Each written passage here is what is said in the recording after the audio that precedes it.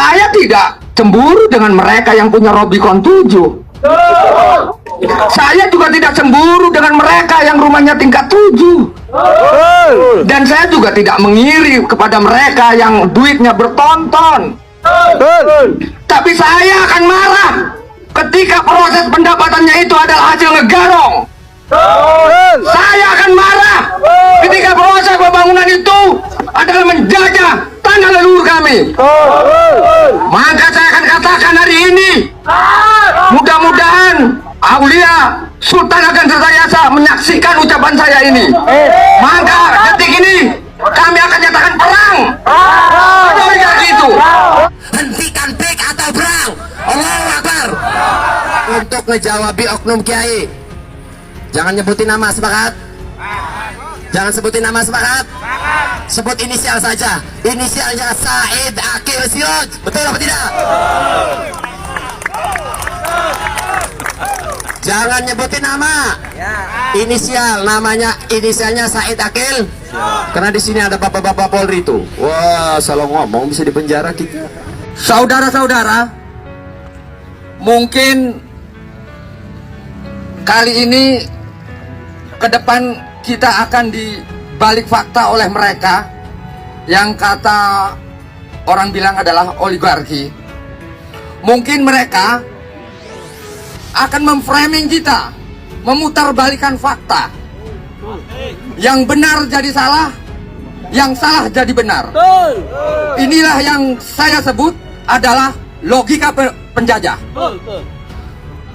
Yang perlu diingat oleh saudara-saudara, pasti mereka akan menggunakan isu-isu yang dibangun oleh mereka. Satu, kita akan dituduh sebagai kelompok rasis. Padahal mereka lah yang rasis, yang sudah mencoba untuk mencaplok kedaulatan negara kita. Yang kedua, mungkin mereka akan memutarbalikan fakta bahwa kita adalah anti pembangunan. Kalau kata Pak Ustadz Mahesa tadi, ya Allah, apakah saya ini sebagai perusak? Sesungguhnya kami sedang melakukan pembangunan, katanya. Padahal Allah sendiri menjawab, mereka adalah orang-orang yang tak berakal. Orang-orang yang tak berakal ini, disitulah yang saya sebut juga logika penjajah. Dia akan memfitnah kita, memutarbalikkan kebenaran ini. Dia dengan argumentasi kita mau membangun, menyerap tenaga kerja, membuka lapangan kerja lebih dari 1.500 katanya yang sudah ada, gitu. Tapi faktanya mereka sedang menjajah kita. Bahkan ada juga memang kalau kata Kang Mahesa, ini oknum kiai. Ada oknum kiai, kalau saya manggil itu jenggot pedus. Dolor-dolor bahasane. Orbo sentang teling wak blodok bae. Bahasane ki. Dolor-dolor. Orbo sentah ngedeleng yuyu bae wideng. Dolor-dolor orbo sentah. Hentikan pik atau perang. Allahu Akbar. Terlalu berharga negeri ini untuk ditaruhkan.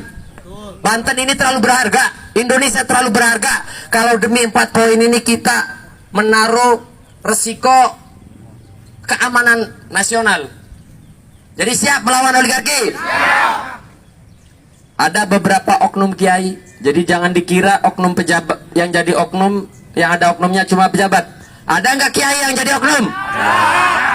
Kata kiai, kata oknum, bahwa kita yang menolak PIK 2 adalah provokator, ya. Ceramahnya di Pontang, ya. Ya. Yang nolak PIK 2 katanya provokator.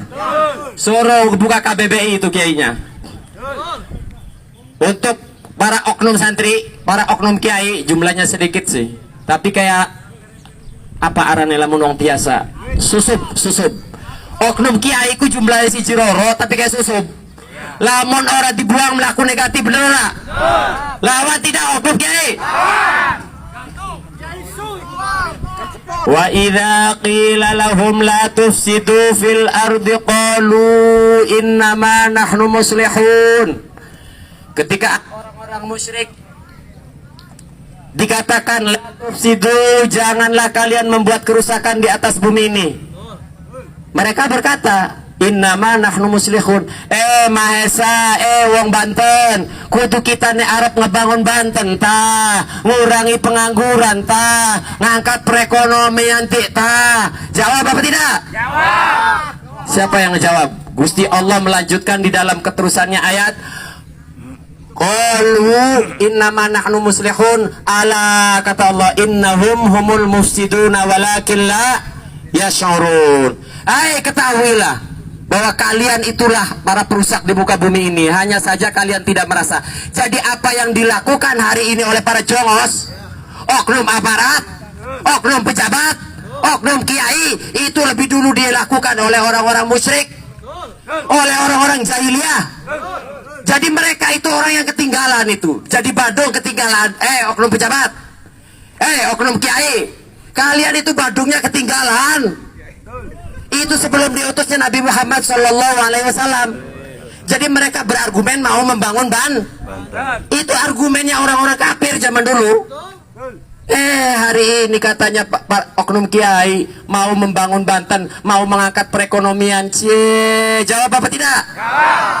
Kedustaan oknum kiai, oknum abiya yang membela PIK 2. Mereka selalu berargumen darul mafasid muqaddam ala jalbil masoleh. Sorry Kiai Roma, pangapunten.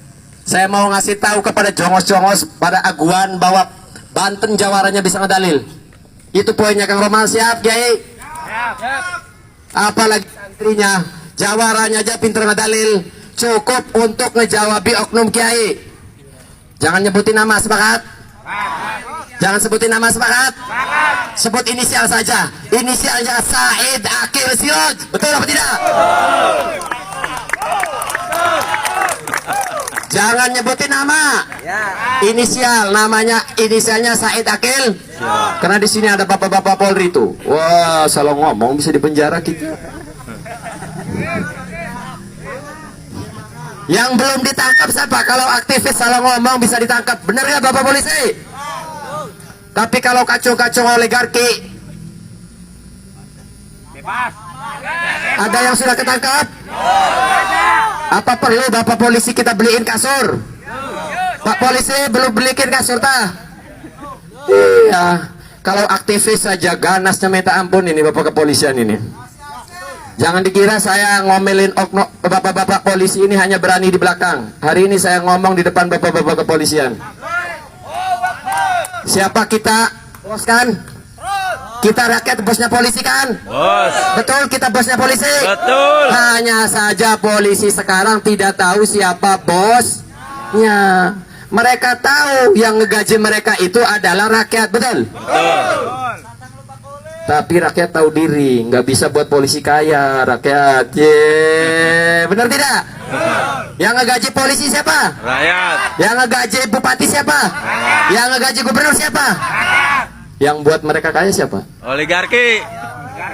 Tuh. Jadi yang sekarang terjadi tidak hanya oknum kiai, oknum aparat, oknum pejabat tidak tahu siapa yang harus mereka lindungi. Rusak moralnya sudah. Sudah mereka yang rusak moralnya menuntut kita jangan memprovokasi. Kan lucu.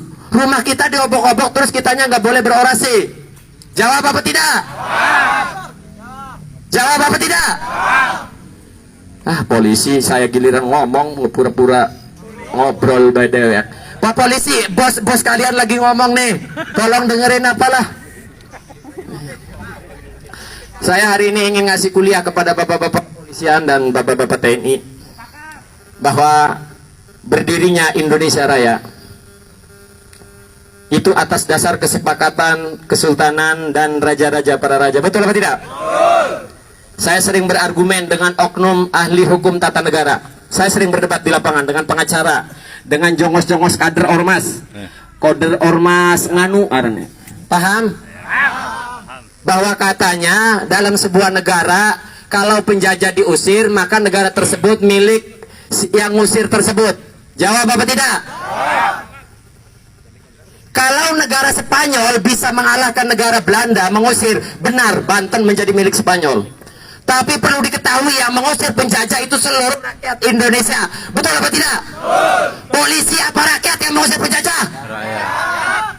Lalu setelah penjajah pergi, kesultanan dan kerajaan bermusyawarah rempuk mendirikan NKRI dengan tujuan mensejahterakan rakyat dan melindungi rakyat. Hari ini kalau lalu kemudian setelah ada NKRI rakyat makin ditindas, luruskan tidak mereka? Hai Bapak aparat kepolisian, TNI, khususnya pemerintahan pusat, kalian jangan lupakan sejarah bahwa berdirinya Indonesia agar negara ini semakin kuat dan semakin solid. Apa perlu kita ingatkan? Dan kalian itu bukan pemilik negeri ini. Tidak ada kesultanan dan kerajaan dimanapun di bumi pertiwi ini yang menyerahkan wilayahnya kepada pemerintahan Indonesia. Tidak pernah ada. Namun kami, para pendahulu kami sepakat bergabung, dan pengelolanya kalian pemerintah. Bukan malah setelah berdiri NKRI kalian membiarkan rakyat ditindas. Ada hari ini pelaku pemagarannya sudah ditangkap. Berarti negara tidak becus menjalankan amanat. Betul tidak? Ada hari ini yang mengintimidasi rakyat di penjara, ada tidak? Banyak. Ada nggak yang mengintimidasi calo-calo tanah? Ada nggak yang di penjara hari ini? Artinya apa? Negara tidak hadir untuk rakyat, melindungi rakyat. Betul apa tidak? Satu lagi. Setelah tadi dikatakan oleh saudara saya 32 tahun PT Indah Kiat berdiri, apa hari ini ada gubernur Banten yang pernah menyetop PT Indah Kiat limbahnya? Ada nggak? Ada nggak Kapolda yang melindungi rakyat Banten dari limbah Indah Kiat? Ada tidak? Ada tidak Kapolres yang menyetop limbah Indah Kiat? Ada tidak?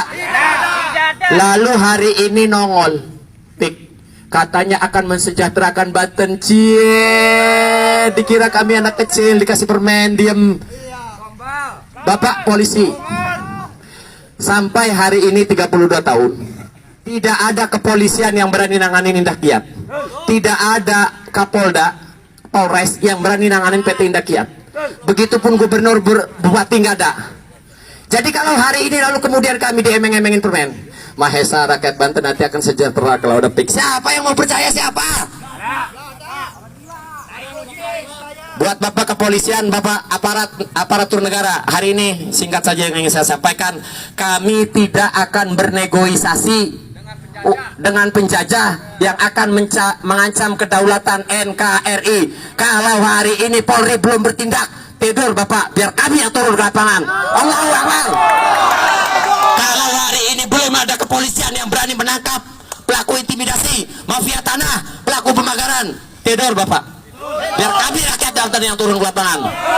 Hadanallahu wa iyyakum ajmain. Wa'alafu minkum.